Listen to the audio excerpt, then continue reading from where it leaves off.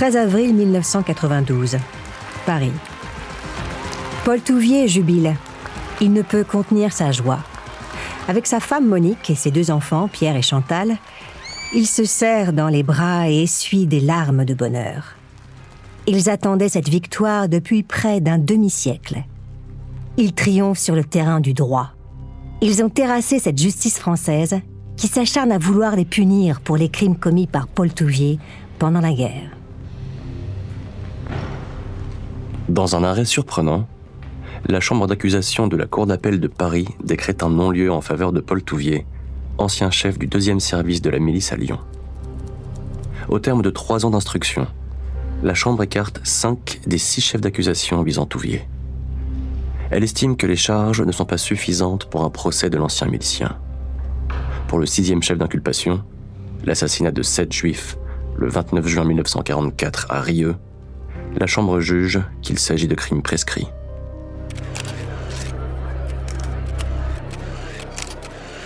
Paul Touvier, 77 ans, est un homme libre. Lui qui a toujours refusé d'admettre la moindre part de responsabilité dans les activités de la milice, voit récompenser son combat contre la justice.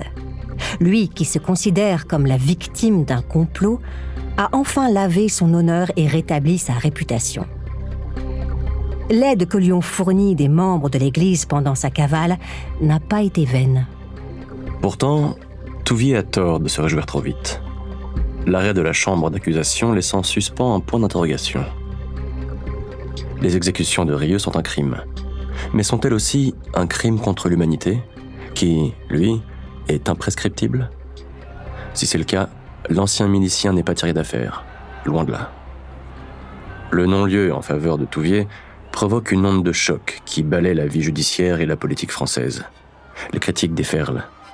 5 ans après la condamnation du SS Klaus Barbie, la question de l'occupation allemande et de la collaboration ressurgit dans le débat public.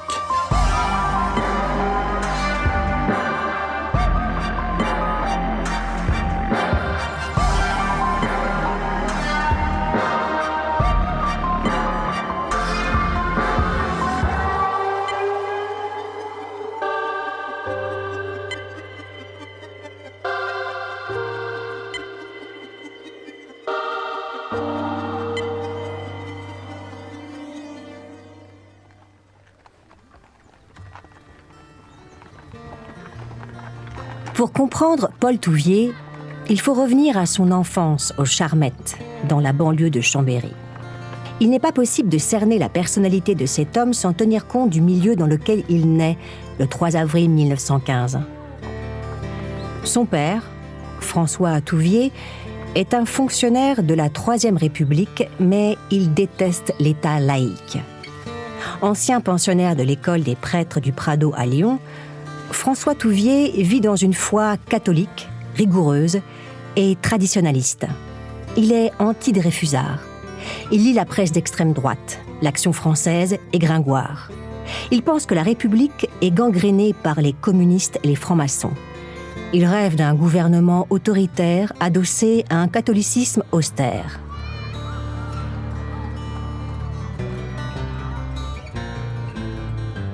Paul Touvier suit les traces de son père comme le font les fils obéissants. Lui aussi est éduqué au Prado. Les cercles catholiques l'accueillent et lui offrent un refuge dont il profitera toute sa vie. À partir de mai 1935, il accomplit son service militaire à Grenoble. Mais contrairement à son père, le jeune Touvier se montre réticent à la discipline. De petits larcins lui valent quelques jours de prison militaire en mai 1936. Dès cette époque, Touvier affiche un tempérament manipulateur, sournois et égocentrique, matiné d'une grande lâcheté.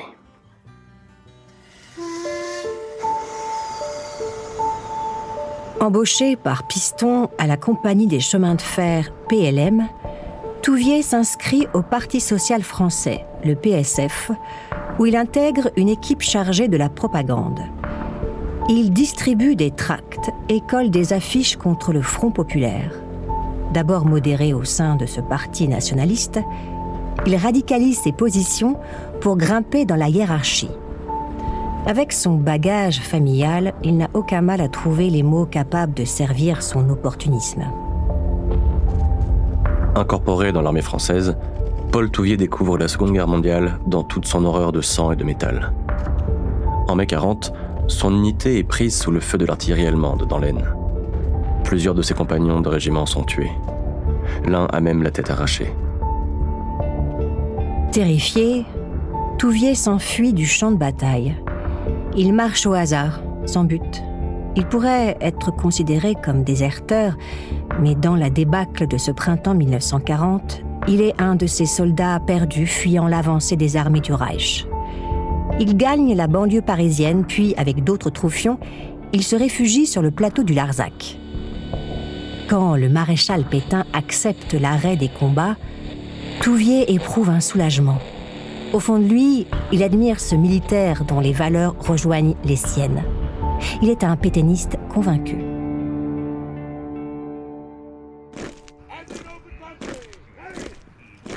Le 30 octobre 1940, 6 jours après la capitulation française à Montoire, Touvier s'engage dans la Légion française des combattants, la LFC, une organisation d'anciens combattants.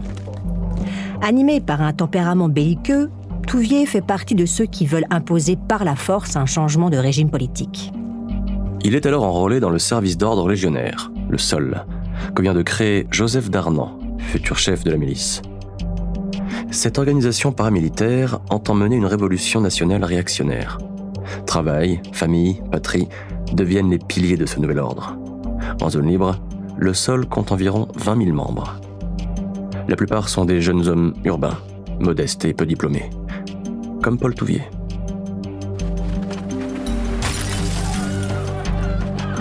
Au milieu de cette meute, Touvier se sent intouchable. Un jour de 1941, ils attaquent 3 cafés, un cinéma et un magasin de vêtements dont ils brisent les vitrines à Chambéry. Paul Touvier veut faire passer un message aux communistes et aux gaullistes. Il est prêt à en découdre avec les ennemis de la vraie France. Évidemment, les vandales sont arrêtés en un rien de temps.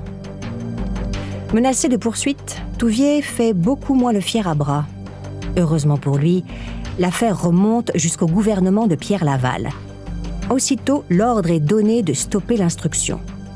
Pour Touvier, c'est la confirmation qu'il a le droit de faire ce qu'il veut sans risque d'être puni. La milice est créée le 30 janvier 1943. Sa raison d'être est la mise en œuvre de la Révolution nationale. Sous l'autorité du Waffen-SS, Joseph Darnan, elle est le relais de la propagande vichiste. Elle prétend lutter contre le bolchevisme, contre l'influence des Juifs et contre les partisans de la République. En fait, elle est un instrument de répression et un supplétif de la Gestapo. Elle multiplie les opérations violentes via la franc-garde, dont la brutalité est la marque de fabrique. Touvier déteste son métier d'employé des chemins de fer. Il juge ce travail indigne de lui. Il estime qu'il mérite mieux. Depuis sa démobilisation en 1940, il produit des certificats médicaux signés par des médecins complaisants. Il conserve son boulot, on n'est jamais trop prudent, sans être obligé de l'exercer. Un de ces certificats lui est même fourni pour une maladie vénérienne que lui a refilée une prostituée qu'il fréquente et qu'il fait tapiner. Ayant tout le temps dont il a besoin, Touvier participe en mars 1943 à un stage au château d'Uriage, en Isère. Une formation de 2 semaines pour les futurs cadres de la milice. Le rassemblement s'achève par une prestation de serment. Quand il serre la main de Darnan, Touvier est subjugué. Il a enfin trouvé le cadre humain et intellectuel qu'il cherchait. Classé parmi les meilleurs recrues, Touvier se voit offrir un poste prestigieux. Chef du 2e service de la milice pour la Savoie. Officiellement, le 2e service s'occupe de la documentation. En réalité, c'est le centre idéologique de la milice, car il chapeaute toutes les activités de renseignement. Il traque et fiche les résistants, les gaullistes, les juifs et les francs-maçons. Il pourchasse aussi ceux qui refusent de partir en Allemagne pour le service du travail obligatoire, le STO, qui alimente en main-d'œuvre la machine de guerre allemande. «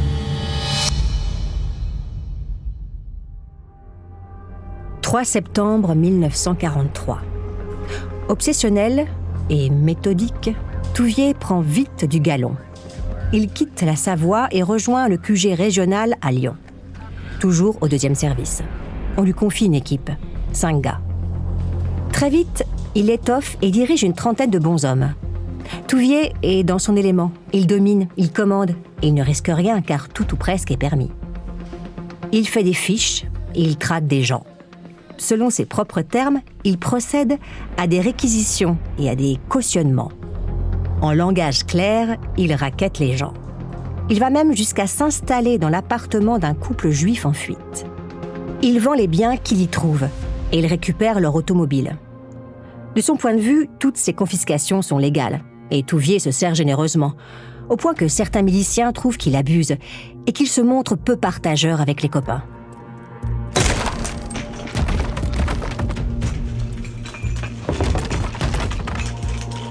Touvier pratique l'extorsion, le vol et le pillage comme n'importe quel petit malfrat. Il applique la loi du plus fort et profite de son statut de milicien pour s'enrichir. À l'occasion de perquisitions, il se fait remettre de l'argent, des bijoux et des objets de valeur en échange de son silence. Il fait transporter les objets et les meubles volés par des prisonniers. Tout cela est entreposé dans les locaux du 2e service, impasse Catelin, à Lyon. Dès janvier 1944, Touvier est repéré par les services secrets de la France libre. Les informations transmises à Londres le décrivent comme un collaborateur des services spéciaux allemands et un indicateur de la Gestapo. Cette évaluation sera confirmée des années plus tard par Klaus Barbie, le chef de la police secrète allemande à Lyon. Pour Touvier, la guerre justifie tous les excès qu'il commet. Il répète à qui veut l'entendre qu'il ne fait rien d'illégal. Pourtant, il pousse la cupidité si loin que des bagarres sanglantes éclatent entre miliciens pour se partager les différents butins. Cela fait à nouveau des vagues. Les rumeurs remontent jusqu'au gouvernement de Vichy. Une enquête est ouverte, mais Touvier, protégé par Jean de Gand, le patron du 2e service, s'en tire sans être inquiété. Après la libération, il sera condamné à 2 reprises pour ses vols et ses raquettes. Les témoignages recueillis alors seront accablants pour le milicien. Touvier apparaît comme un gangster, dont le seul et principal travail était le pillage des biens israélites, confirmera le procureur général de Lyon en 1963. Pourtant, ce ne sont pas ces faits détestables qui vont le hanter pendant toute sa cavale. C'est un événement beaucoup plus grave.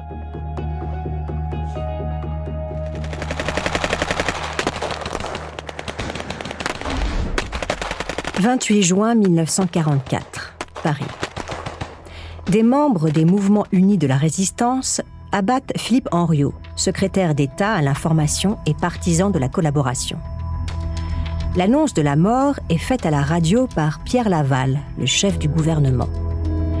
Quand il entend le message, Touvier est saisi par un sentiment de rage. Toute sa haine des communistes et de la République remonte. L'assassinat d'Henriot doit être vengé, tout de suite. C'est une question de principe et d'honneur. Pour Touvier, cet attentat excuse tous les délits qu'il commet. Cette mort le conforte dans sa position de défenseur du bien contre le mal qu'est la résistance. Il veut faire un exemple. Apprenant la mort d'Henriot, les Allemands n'exigent pas de représailles. Il n'existe aucun document attestant une demande de la Gestapo lyonnaise en ce sens. Le commandant des services de la sécurité de la SS à Lyon, Werner Knabe, ne prend même pas contact avec Victor de Bourmont, le nouveau chef régional de la milice. Pourtant, c'est bien une histoire de représailles ordonnée par les Allemands que Touvier inventera plus tard pour minimiser son rôle dans les événements de cette journée du 28 juin 1944. Touvier affirme qu'il est convoqué chez Bourmont. La Gestapo a ordonné à celui-ci d'exécuter 100 juifs pour venger la mort d'Henriot. Bourmont a obtenu de ramener le nombre à 30 exécutions. Bourmont ordonne alors à Touvier de choisir les victimes. Touvier est obligé d'accepter. Mais le temps pressant, il négocie à son tour et obtient de Bourmont de réduire ce nombre à 7 prisonniers. Selon lui, Touvier a joué un rôle de bouclier et a sauvé la vie de 23 personnes.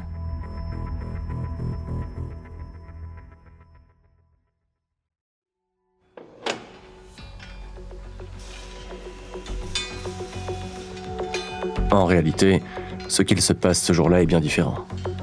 Plusieurs dizaines de prisonniers sont détenus dans les locaux de la milice, mais seulement 2 d'entre eux sont juifs. Alors Touvier ordonne d'aller chercher d'autres juifs en faisant des rafles en ville. Pendant l'après-midi et une partie de la soirée, les miliciens arrêtent 5 hommes d'origine israélite. Le nombre de 7 avancé par Touvier n'a donc rien à voir avec une tentative pour sauver des vies. C'est juste le hasard.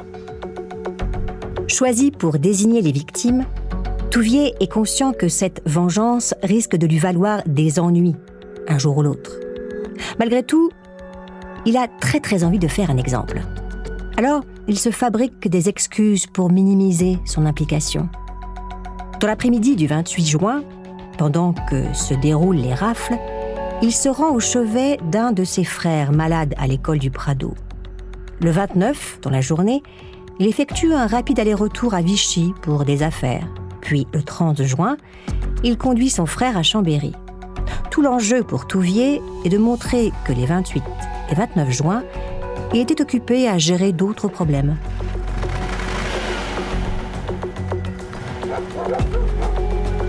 Dans la soirée du 28 juin 1944, les 7 prisonniers juifs sont conduits à Rieux, au nord de Lyon. Là, ils sont détenus pendant une partie de la nuit.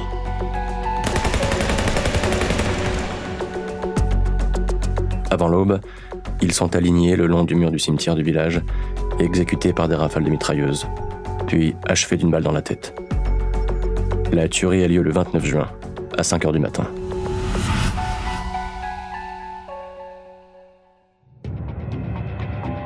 Touvier soutient qu'il n'était pas présent lors des exécutions. Aucun témoignage ne peut attester du contraire. Cette vengeance est l'un de ses derniers actes en tant que milicien. Après le débarquement des Alliés à Marseille, le 19 août 1944, Darnand ordonne à la milice de quitter Lyon.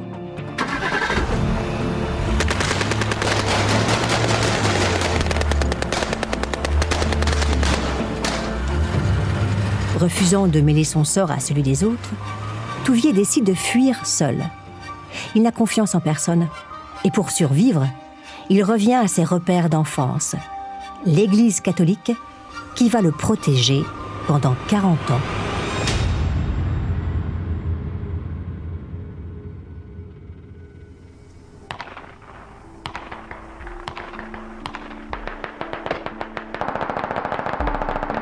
Paul Touvier se planque. Il improvise au jour le jour. C'est la débâcle du régime de Vichy et de la collaboration. Pour se donner bonne conscience, il se répète que la résistance est une organisation criminelle. Lui ne fait que se protéger. Avec une espèce de 6e sens, Touvier a anticipé les événements de l'automne 1944. En août, il a libéré plusieurs résistants, une manière de jouer sur les 2 tableaux. Puis, il a récupéré une partie de l'argent volé à des juifs, 500 000 francs, un pactole pour se planquer le temps qu'on l'oublie. Touvier se réfugie d'abord chez l'abbé Stéphane Vauterin, l'aumônier de la milice. Vauterin a aménagé une cachette sous le plancher de sa maison.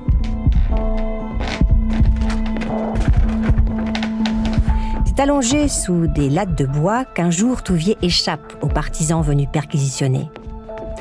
L'abbé lui dit qu'il ne peut pas rester chez lui. En mars 1945, il se rend à Paris. Il connaît du monde, des gens qui peuvent l'aider.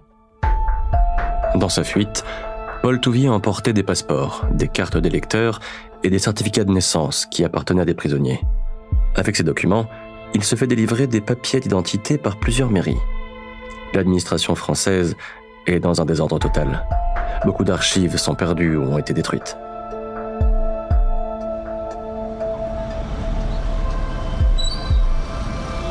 Touvier se fabrique plusieurs identités.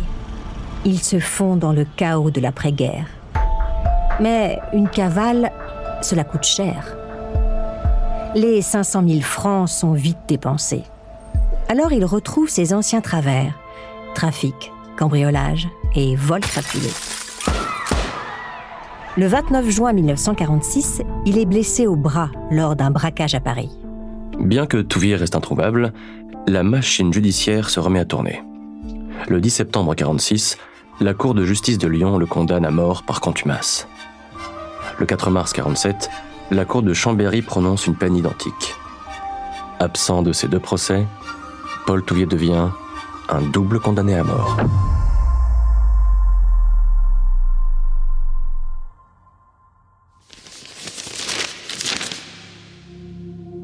Touvier lit la presse tous les jours. Chaque article confirme ce qu'il sait. Son implication dans l'exécution des 7 juifs de Rieux risque de lui coûter très cher. Bien plus cher que les vols et les rackets qu'il a commis. Printemps 1947. Les agents de la Sûreté nationale perquisitionnent la résidence du comte de Vulpion à Lamballe, en Bretagne. Ils découvrent les plans d'une insurrection visant à renverser la 4e République avec le soutien de l'armée et des gendarmes.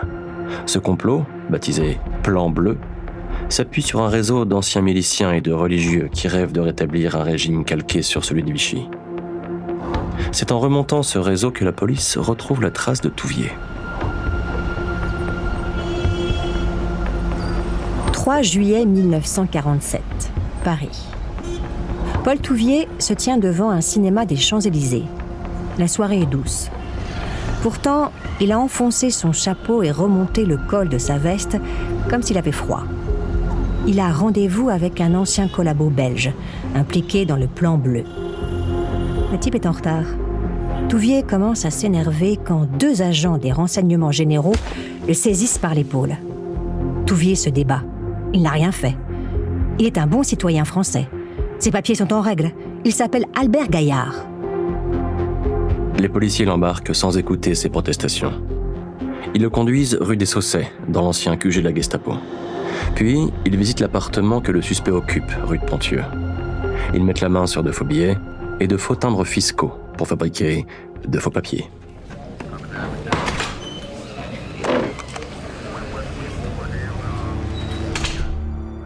L'interrogatoire dure des jours. Touvier répond à côté. Il ne se souvient pas, il ne sait pas, il a oublié. Tout est confus dans sa tête. À la milice, il bossait dans un bureau. Il ignorait ce qu'il se passait dehors.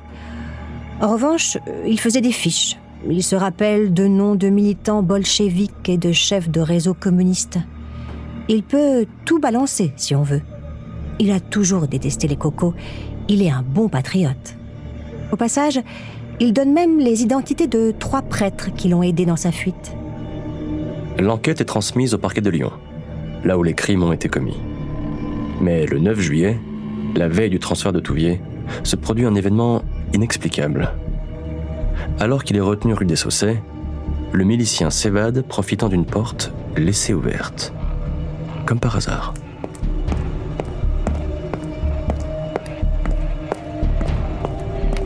Il sort du bâtiment et s'enfuit sans être inquiété. Un rapport imputera cette évasion à un relâchement de la surveillance. Y a-t-il eu un accord avec les RG ? Touvier se rend aussitôt à la basilique Sainte-Clotilde, rive gauche. De là, il est introduit chez l'abbé Pierre Dubin, adjoint de l'aumônier général des prisons. Puis, il est conduit à l'abbaye de Solesmes, dans la Sarthe. La congrégation cache régulièrement des personnes visées par l'épuration. Finalement, Paul Touvier est hébergé par une famille, les Berthet. Là, il rencontre Monique, une jeune fille d'une 20aine d'années, dont il tombe amoureux et qui devient sa maîtresse. Toujours en quête d'une nouvelle identité, il prend le nom de son amante et devient Paul Berthet. Il va conserver ce nom jusqu'à son arrestation en 1989. La police établit des fiches au nom de Gaillard et Truchet, 2 identités utilisées par Paul Touvier. En réalité, les autorités françaises ne poursuivent pas très activement l'ancien milicien. Dans les mois qui suivent, les gendarmes effectuent 2 ou 3 visites de routine chez François Touvier, le père de Paul. Puis, ils abandonnent les recherches. La page de la collaboration reste douloureuse à tourner, mais garder ouvertes les plaies de cette période est tout aussi pénible. Le gouvernement fait voter 2 lois d'amnistie assez larges en 1951 et 1953. Touvier aurait pu profiter de cette clémence. Mais il aurait fallu qu'il accepte de répondre aux exécutions de Rieux. En fait, Touvier vit en secret chez son père depuis mai 1949 avec sa compagne Monique et leur fille Chantal, née en 1948. Il s'est installé dans la chambre à l'arrière de la maison. Il surveille les bruits de la rue. Il aménage aussi une pièce dans la cave pour se cacher en urgence. Pour vivre, il réalise de petits travaux de dactylographie. Mais il compte surtout sur l'argent que lui versent ses soutiens catholiques, dont l'abbé Pierre Dubin. Touvier continue d'éplucher la presse tous les jours pour savoir si on parle de lui. Dès qu'il repère un article mentionnant son nom, il le découpe, la note et le classe dans ses archives. Malheureusement, pour son ego, les journalistes ne s'intéressent guère à lui. Touvier se met à écrire. Il remplit des cahiers, il raconte sa vie, il décrit son quotidien, il aligne des réflexions, il adresse même des poèmes à Dieu, lui reprochant de l'avoir abandonné. Il est convaincu d'être une victime persécutée. Pourtant, il règne en tyran sur sa famille. Il exige une loyauté sans faille de sa femme, mais aussi de ses frères et sœurs. Il leur impose le silence et la soumission à ses exigences.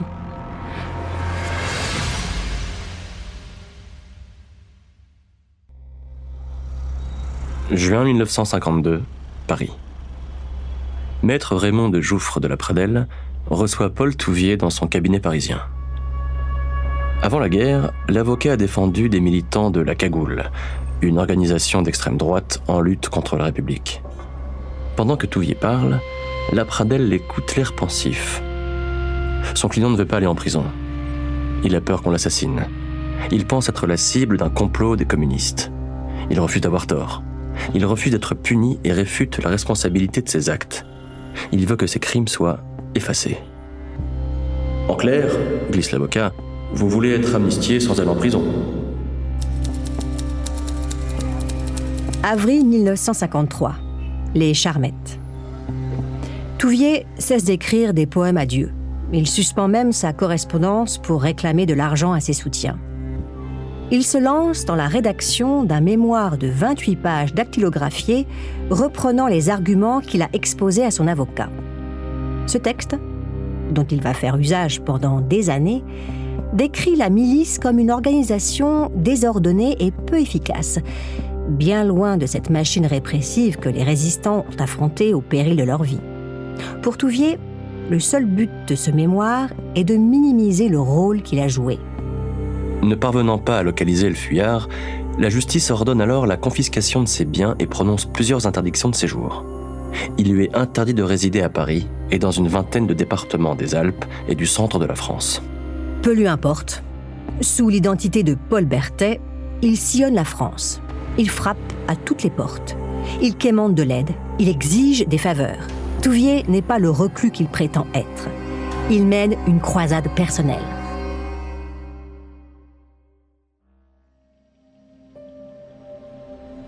À ce stade, deux options judiciaires sont envisageables.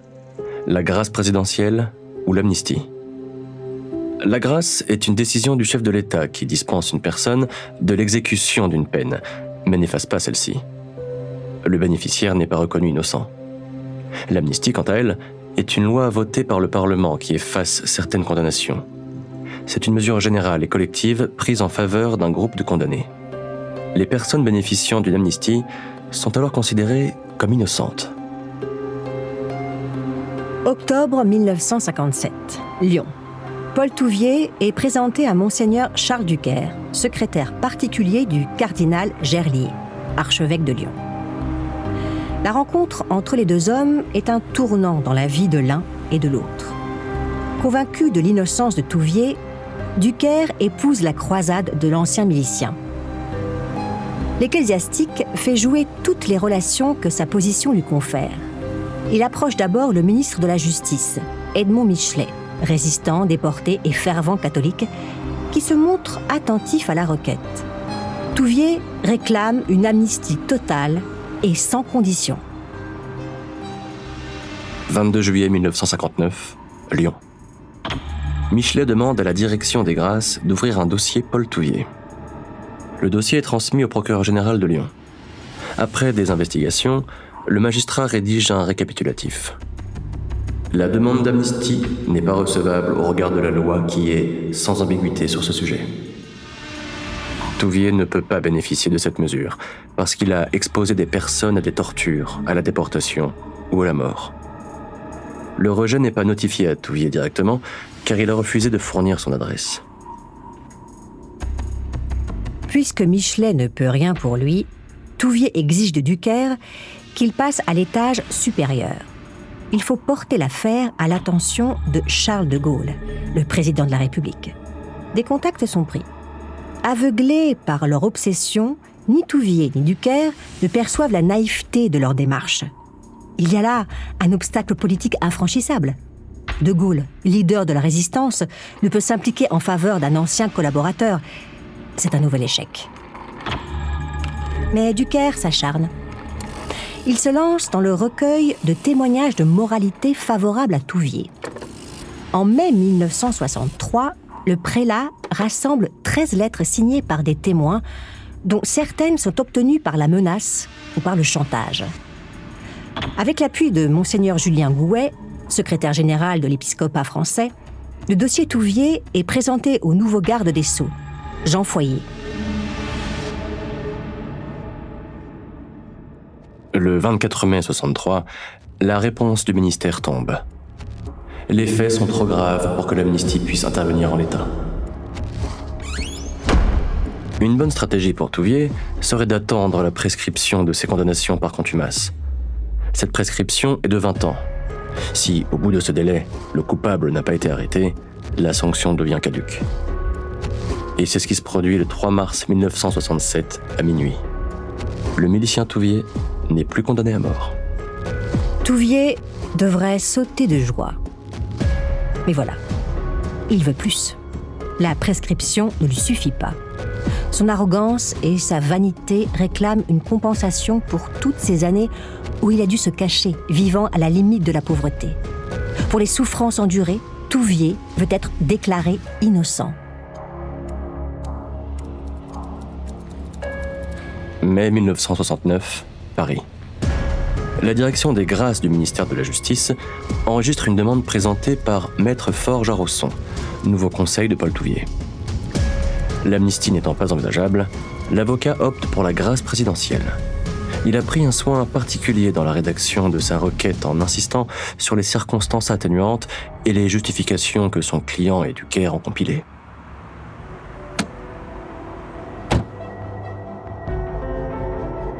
Avec l'énergie désordonnée qui le caractérise, Ducaire entreprend une démarche parallèle et sollicite à nouveau la présidence de la République. À force d'insistance, il obtient un rendez-vous avec le secrétaire général de l'Élysée, Édouard Balladur. Ducaire monte à Paris, accompagné par toute la famille Touvier. Pendant l'entretien, les Touvier attendent le religieux dans un café de la rue du Faubourg Saint-Honoré.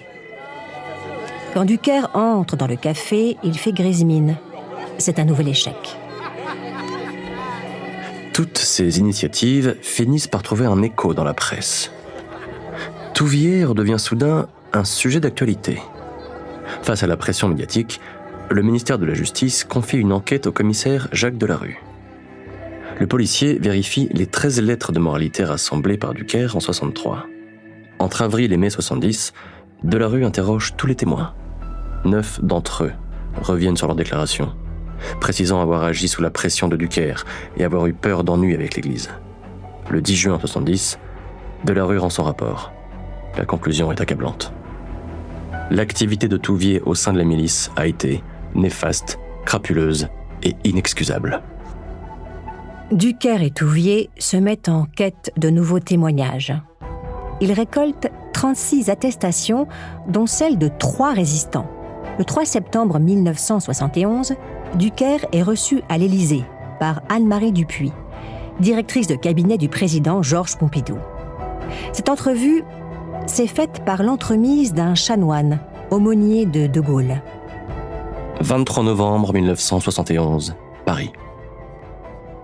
Sans que l'on sache pourquoi, le président Georges Pompidou signe un décret accordant à Paul Touvier la remise de ses peines d'interdiction de séjour et de la confiscation de ses biens. Touvier est informé que cette grâce lui est accordée en échange de sa plus grande discrétion. Le décret n'est pas publié au journal officiel. Alors, que s'est-il passé ?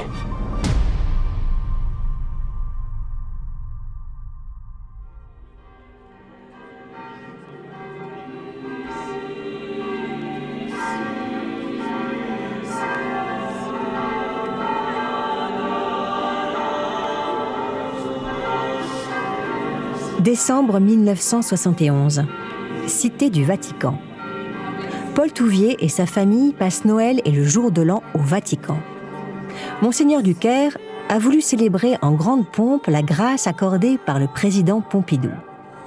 Il a invité toute la famille à Rome pour fêter ça. Touvier travaille désormais à l'abbaye de la Grande Chartreuse avec sa femme Monique. Ensemble, ils dégagent un petit salaire, l'équivalent de 500 €. En fait, ce sont les bourses de leurs 2 enfants, Chantal et Pierre, qui assurent le quotidien de la famille. 25 mai 1972, les Charmettes. Un livreur sonne à la porte des Touvier avec un bouquet de fleurs. Comme à l'habitude, les volets de la maison sont fermés. Le portail est verrouillé. Personne ne répond. Le livreur insiste. Finalement, un volet s'ouvre. À la fenêtre apparaît un homme. De l'autre côté de la rue, un photographe en embuscade le mitraille avec son appareil. Après des mois d'enquête, le journaliste Jacques Desrogies a débusqué Paul Touvier. Les fleurs, c'était juste un leurre pour qu'il se montre. Le 5 juin 1972, le magazine L'Express annonce en une avoir retrouvé le milicien.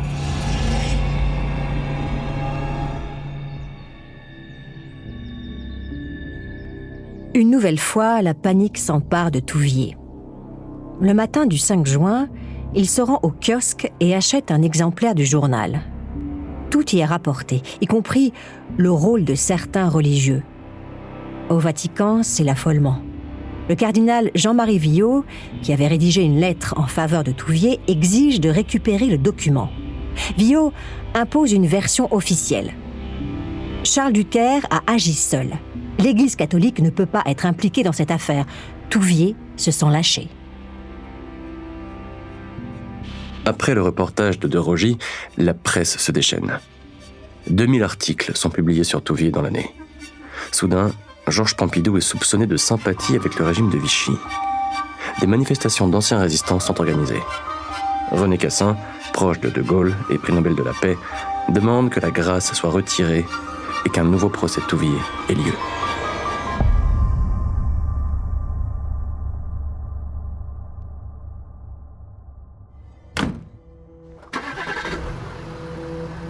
Pour les Touvier, c'est à nouveau la fuite en avant. Dans un premier temps, ils se rendent à la Grande Chartreuse. Mais Don André Poisson, ministre général de l'Ordre des Chartreux, leur dit qu'ils ne peuvent pas rester. C'est trop dangereux. L'endroit a attiré des journalistes. Furieux, Touvier accuse le religieux de lâcheté. Tout ça est la preuve du complot mené contre lui. Ses ennemis sont partout. Touvier a beau se lamenter, la famille doit plier bagage. Direction Paris, où le milicien a établi de nombreux contacts. L'indignation publique est d'autant plus forte que paraît un ouvrage intitulé « Histoire de la milice » écrit par Jacques Delperrier de Baillac.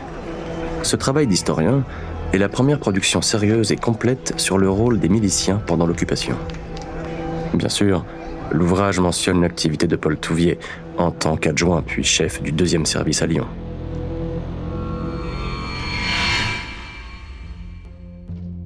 En fuite, Touvier découvre que ses anciens soutiens se montrent réticents à l'aider désormais. Il se rend compte que la grâce accordée par Pompidou est un cadeau empoisonné qui se retourne contre lui. La grâce a été gardée secrète pendant des mois, mais dès qu'elle a été rendue publique, Touvier est redevenu une proie chassée. Il est d'autant plus en colère que le décret signé par le président de la République ne porte que sur 2 choses: la suspension des interdictions de territoire et la fin de la confiscation de ses biens. Contrairement à sa condamnation à mort par contumace, ces 2 mesures n'étaient pas prescrites. Il peut se déplacer librement et il a récupéré la propriété de la maison familiale, mais en dehors de ça, il reste un persécuté. C'est ce qu'il se répète chaque jour. 22 juin 1972, Paris. Au gouvernement, l'embarras est palpable face à ce qui devient une affaire d'État. Lors d'une réunion organisée par le ministre de la Justice, René Pleven, la question est posée. Comment se sortir de ce mauvais pas ? Relancer les poursuites contre Touvier ? Mais alors, sur quelle base légale ? L'option de crime contre l'humanité semble la plus prometteuse. Malgré tout, l'Élysée hésite. 21 septembre 72, Paris. Chaque année, au mois de septembre, Georges Pompidou réunit la presse pour répondre aux questions de l'actualité. C'est une habitude. Quand la question de la grâce de Touvier lui est posée, le président rappelle qu'elle ne concerne que les interdictions de séjour et la confiscation des biens de l'ancien milicien. Rien de plus. La grâce n'est pas un pardon des crimes commis. De toute façon, ces crimes sont prescrits. Point final. Cela peut sembler paradoxal. Pourtant, Paul Touvier prend goût à cette soudaine célébrité. Cela flatte sa vanité. Il devient quelqu'un d'important. Alors il parle. Il multiplie les interviews lors de rendez-vous secrets, loin de son lieu de résidence. Il donne sa version de l'histoire. Bien sûr, il s'accorde le beau rôle. Il insiste sur ses prétendus efforts au service de la France. Il passe sous silence les événements embarrassants. D'un point de vue juridique, il ne risque plus rien, mais il ne fait aucune confiance à la justice française. C'est pour ça qu'il se cache. Il ne sera libre que lorsqu'on aura reconnu son innocence, car il est innocent. Il est même plus qu'innocent. Il est la victime d'un complot.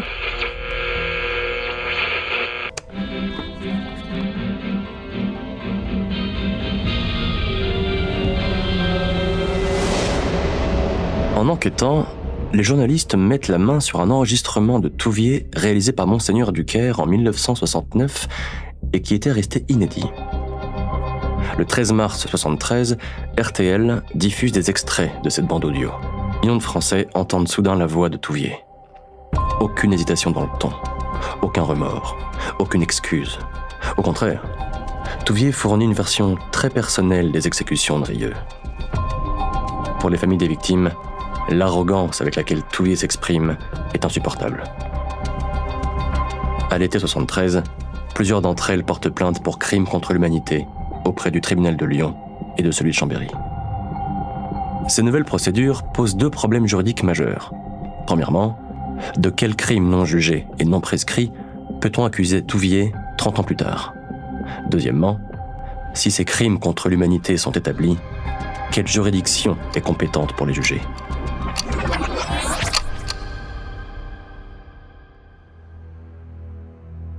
6 ans s'écoulent avant que la chambre d'accusation de la Cour d'appel de Paris rende un arrêt le 27 juillet 1979.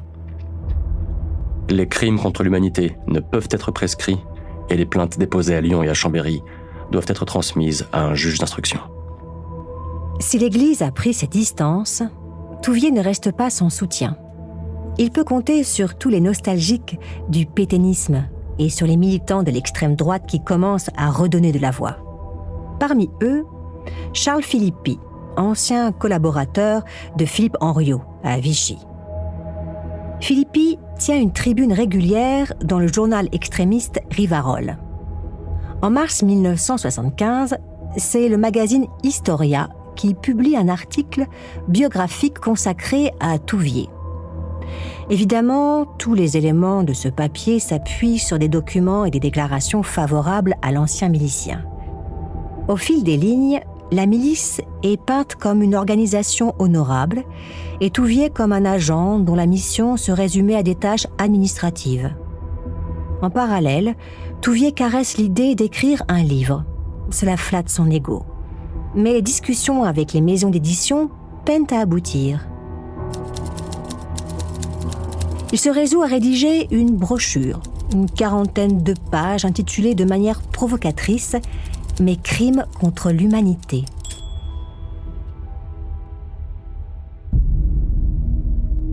Le texte, qui est envoyé aux sénateurs, aux députés, à des évêques, des cardinaux et des magistrats, est une ressucée des arguments déjà développés par Touvier.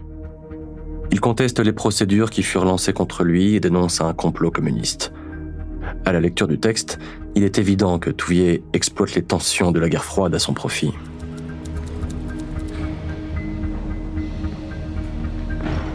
La procédure est longue, très longue, en raison de la complexité juridique de l'affaire. Une nouvelle juge d'instruction, Martine Anzani, est nommée en avril 81 pour poursuivre les investigations.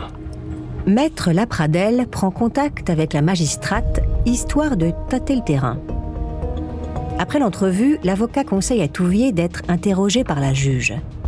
Il est convaincu que faire preuve de bonne volonté jouera en faveur de son client. Mais Touvier hésite. Il refuse de reconnaître la justice de la République. Avec une emphase dramatique, il affirme qu'il préfère mourir que d'être jugé. Octobre 1981. Malgré tout, Lapradelle réussit à convaincre Touvier de venir à Paris pour une entrevue. Un rendez-vous est envisagé. Pris de panique, au dernier moment, Touvier consulte d'abord maître Éric Delcroix, avocat du révisionniste Robert Forisson qui nie l'existence des chambres à gaz des camps nazis. Puis, il prend conseil auprès de Charles Philippi. Le chroniqueur d'extrême droite lui dit que cette rencontre est un piège. Touvier se défile. Furieux, Lapradelle décide de ne plus représenter le milicien et de le laisser se débrouiller.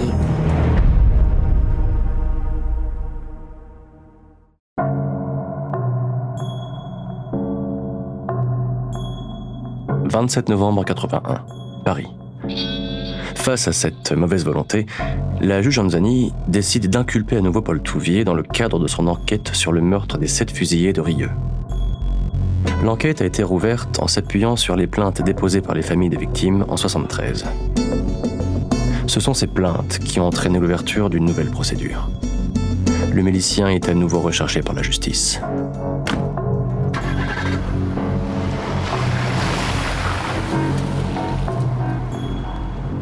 La famille Touvier repart dans la clandestinité. La fuite ressemble à un tour de France. Lourdes, Lisieux, Versailles, Tarare, Nantes, Fayence et Pau. Puis le monastère de Solesmes et enfin l'abbaye de Saint-Michel en Brenne, appartenant à la famille de l'archevêque traditionnaliste Marcel Lefebvre, qui sera excommunié en 1988. Toujours à court d'argent, les Touvier connaissent la pauvreté. Ils en sont réduits à vivre des subsides versés par Charles Philippi ou don André Poisson de l'abbaye de Solesmes. Touvier vit dans la peur. Il est de plus en plus isolé. Il pense être traqué par toutes les polices de France.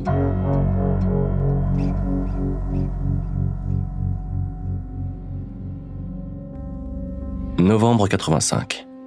L'affaire n'a pas avancé.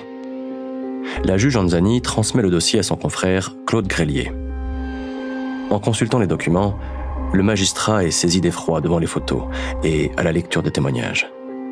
Claude Grelier demande aux enquêteurs de reprendre un par un tous les fichiers disponibles.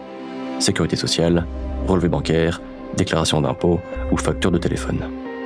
Malgré tous ces efforts, cela ne donne aucun résultat. Touvier demeure introuvable. En janvier 89, Claude Grelier quitte lui aussi son poste et c'est le juge Jean-Pierre Jetty qui hérite de la patate chaude.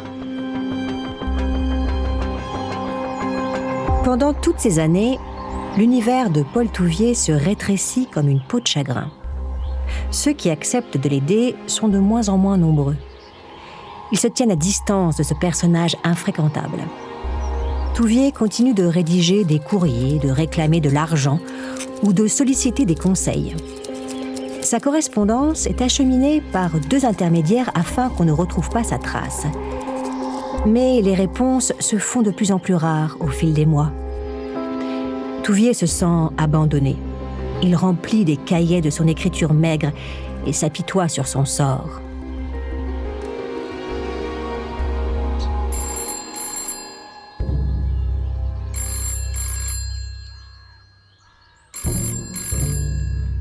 Alors que l'enquête est au point mort, les gendarmes reçoivent une information anonyme.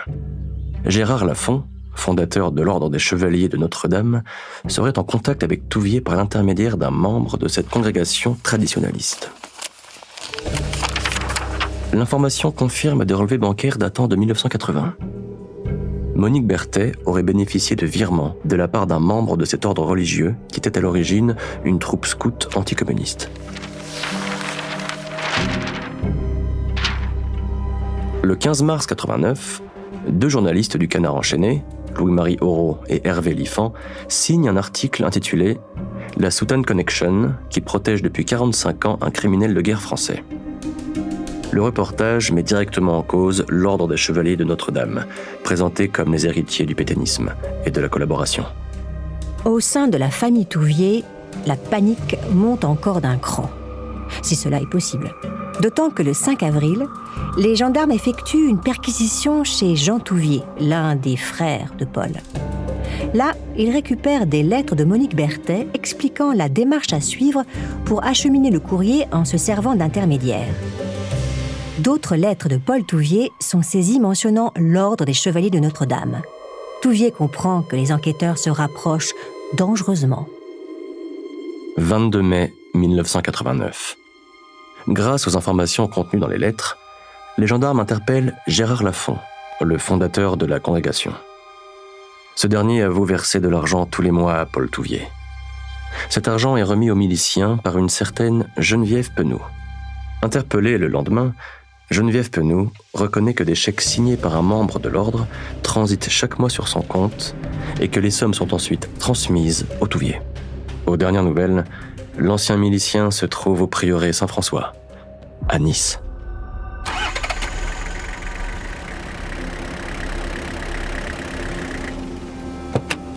« 24 mai 1989. Prieuré Saint-François.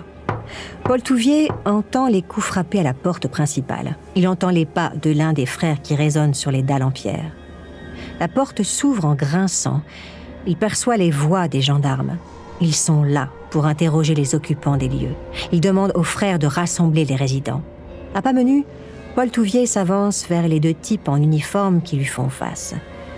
L'un d'eux lui demande de décliner son identité. Touvier tire de sa poche un passeport au nom de Berthet. Il est domicilié à l'archevêché de Lyon. Il baisse la tête. Il ne tente pas de résister. Il sait qu'il ne peut pas fuir. À l'extérieur, il devine des cris, des bousculades. La presse est déjà là. Comment ont-ils fait pour être avertis aussi rapidement ? Touvier se tourne vers les gendarmes. Il leur demande de lui couvrir la tête avec une veste. Il ne veut pas qu'on le voie.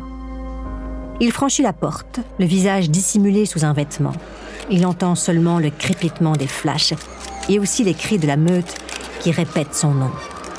Après 45 ans de cavale, Paul Touvier est arrêté.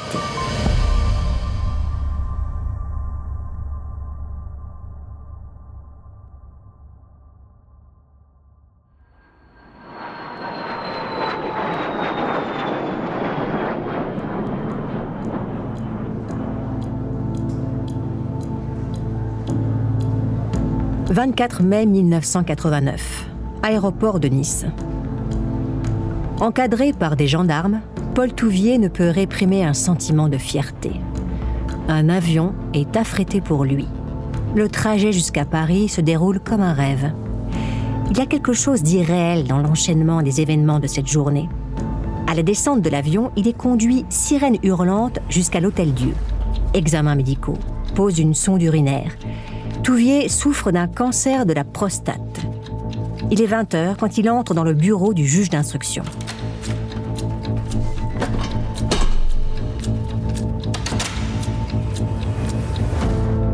Jean-Pierre Jetty procède juste à la vérification de l'identité de Paul Touvier et l'informe qu'il va être écroué à l'hôpital de Fresnes.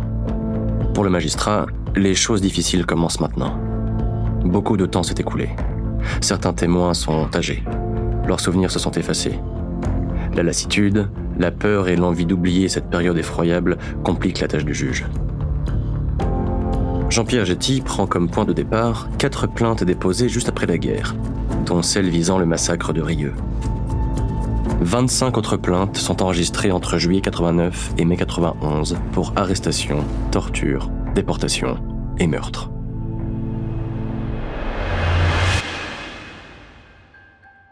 Dès les premières auditions, Paul Touvier se montre coopératif, voire bavard. Face au juge, il veut faire entendre sa version des faits, celle qu'il consigne dans ses cahiers et ses lettres depuis 45 ans. Touvier veut parler, mais pas de tout. Par exemple, il refuse de répondre sur la collaboration de la milice avec la Gestapo. Selon lui, son service n'avait quasiment aucun contact avec les Sicherheitsdienst, le service de renseignement des SS. Par une ironie du sort, c'est Klaus Barbie, l'assassin de Jean Moulin, condamné en 87 à la réclusion en perpétuité, qui va rafraîchir la mémoire de Touvier. La milice faisait partie des collaborateurs. La milice, et notamment le service de Paul Touvier, nous ont communiqué des renseignements concernant la résistance, affirme l'ancien nazi.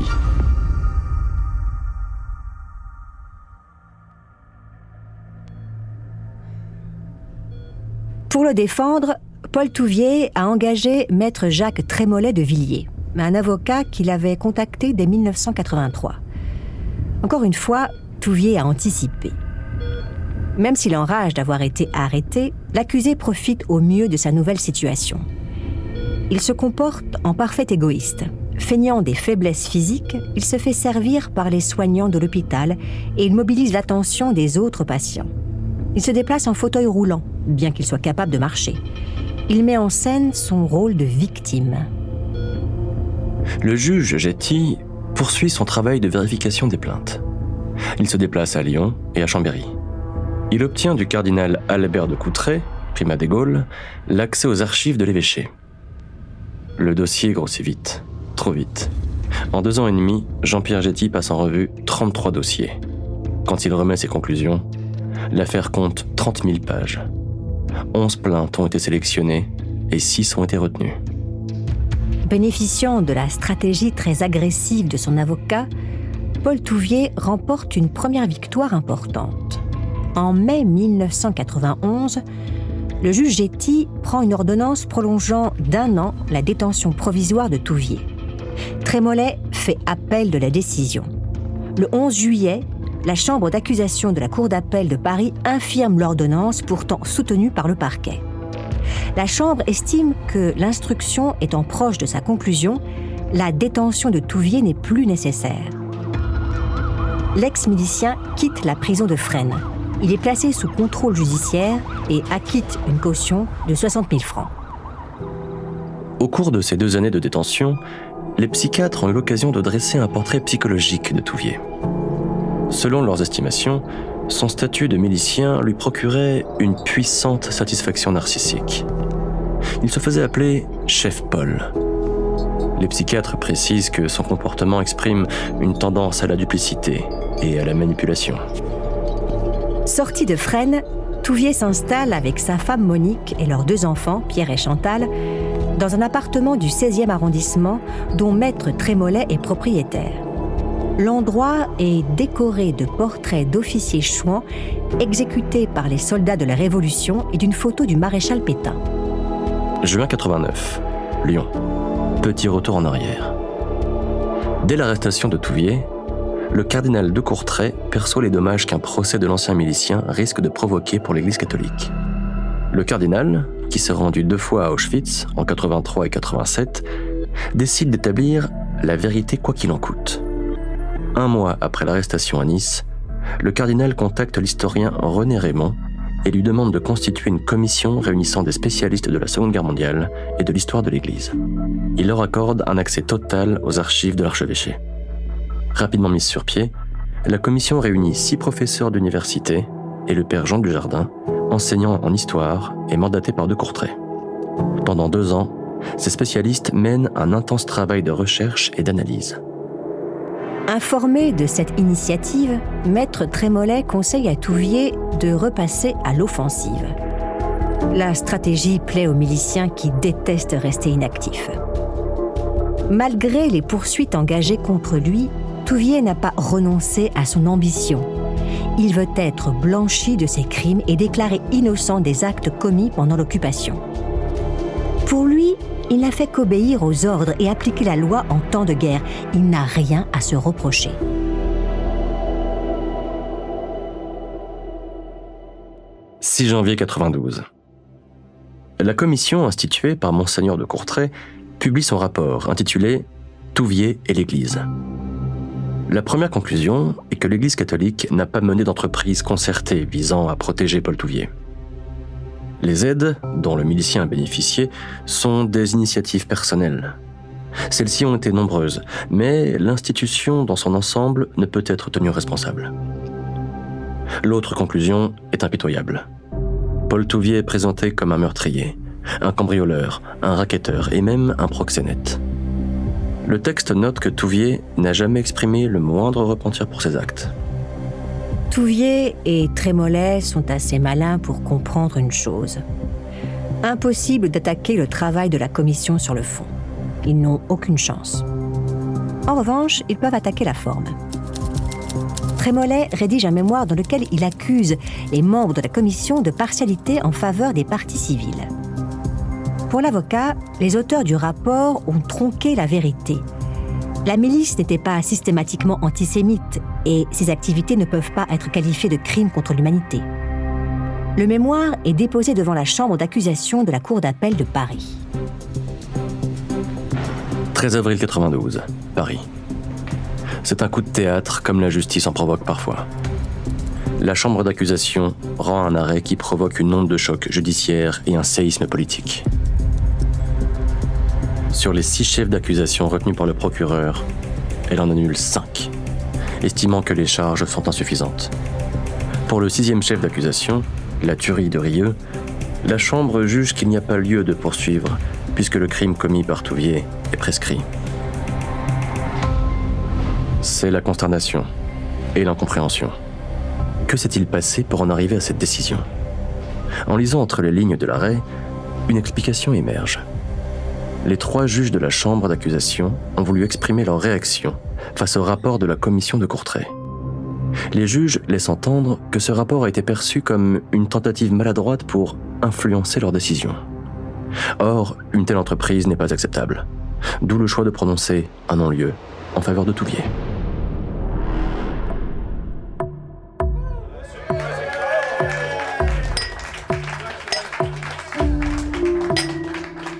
La joie de Paul Touvier est à peine descriptible. Enfin, après un demi-siècle de combat, la justice française lui accorde ce qu'il réclame. Il est à nouveau un homme libre. Son contrôle judiciaire est levé. Il n'y aura pas de procès. Il avait raison depuis le début. C'est sur le terrain du droit qu'il pouvait triompher. Après la stupeur, le déchaînement. Dans la presse, le président de la chambre d'accusation est traité de révisionniste, de réactionnaire et de prétentieux qui entend infliger au pays une leçon d'histoire. Plusieurs juristes notent que l'arrêt est bancal et qu'il s'agit d'un raté judiciaire. Plus mesuré, mais plus pertinent, Serge Klarsfeld fait remarquer que cet arrêt n'est qu'un rebondissement. Selon lui, l'affaire Touvier n'est pas terminée. Les exécutions de Rieux peuvent-elles être requalifiées en crimes contre l'humanité ? Cela rendrait les faits imprescriptibles et ouvrirait une brèche vers un procès. Le procureur général près de la Cour de cassation, Pierre Truche, forme un pourvoi contre l'arrêt de la chambre d'accusation. Il rédige son mémoire en 1 mois. Pour Touvier, le soulagement est de courte durée. L'ancien milicien assiste à une mobilisation sans précédent de la machine judiciaire française. Maître Trémollet se répand dans les journaux pour dénoncer l'acharnement dont son client est, selon lui, victime. Touvier, lui, reste silencieux. Il renonce aux interviews. Il se terre dans son appartement du 16e arrondissement.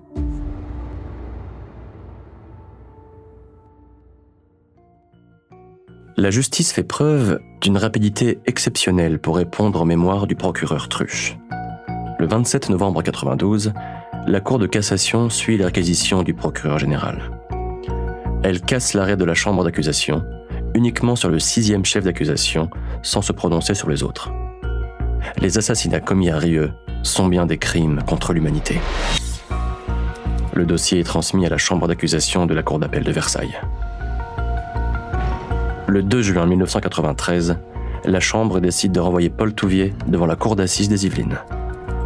Dans son arrêt, la Chambre indique que Touvier s'est rendu sciemment complice d'un crime contre l'humanité, d'une part en donnant des instructions pour commettre les crimes d'homicide volontaire avec préméditation, d'autre part en assistant avec connaissance le ou les auteurs de ces homicides volontaires. La famille Touvier quitte l'appartement de maître Trémollet dans le 16e arrondissement. Elle s'installe à Versailles. Touvier connaît bien la ville. Il y a trouvé plusieurs fois refuge pendant sa dernière cavale.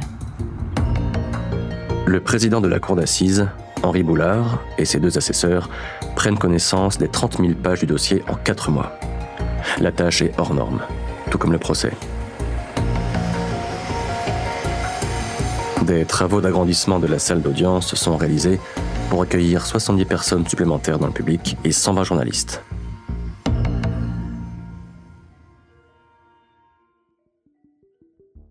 « 16 mars 1994, Versailles. Paul Touvier se constitue prisonnier.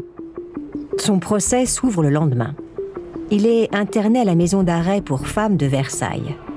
Au premier jour d'audience, l'ex-milicien arrive protégé par un gilet pare-balles. Une unité du RAID assure chacun de ses déplacements.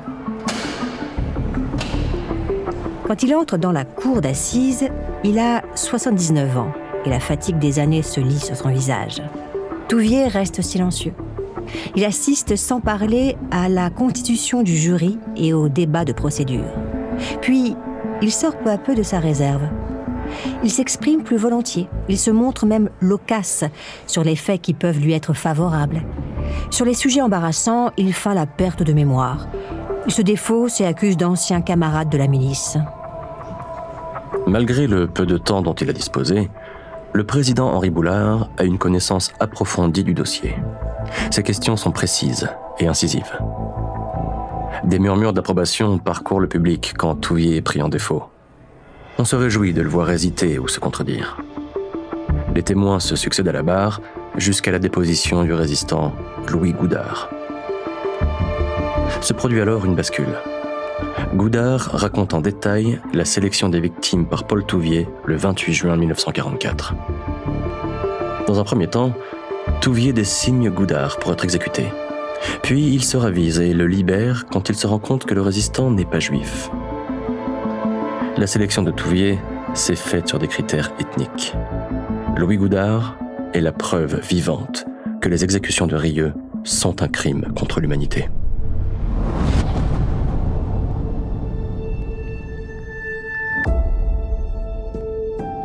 Paul Touvier baisse la tête. Le coup est rude. Il avait lui-même utilisé l'exemple du résistant Goudard pour démontrer sa volonté de sauver des vies. Cela constituait sa ligne de défense. L'argument se retourne contre lui. Pourtant, Touvier continue de croire qu'il va s'en sortir. N'a-t-il pas déjoué toutes les prédictions depuis le début ? Dans sa plaidoirie, Trémollet suit 2 axes. Premièrement, plaider l'innocence. Deuxièmement, jouer le vice de forme. L'avocat affirme que Touvier est dans le box des accusés parce qu'il a accepté de se constituer prisonnier alors qu'il était libre.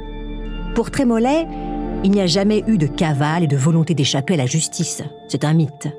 Son client s'est seulement protégé comme n'importe quel humain accusé à tort. La preuve ? 5 des 6 chefs d'accusation ont abouti à des non-lieux.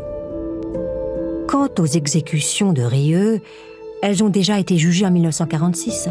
Touvier ne peut donc pas être condamné une seconde fois pour les mêmes faits qui sont prescrits puisque ce sont de simples crimes, soutient-il. Trémollet termine en essayant de rendre son client sympathique. Il insiste sur le cancer de la prostate. Il cite les noms de ceux qui l'ont soutenu. Il demande que soit accordé à Touvier le droit de vivre une fin d'existence normale.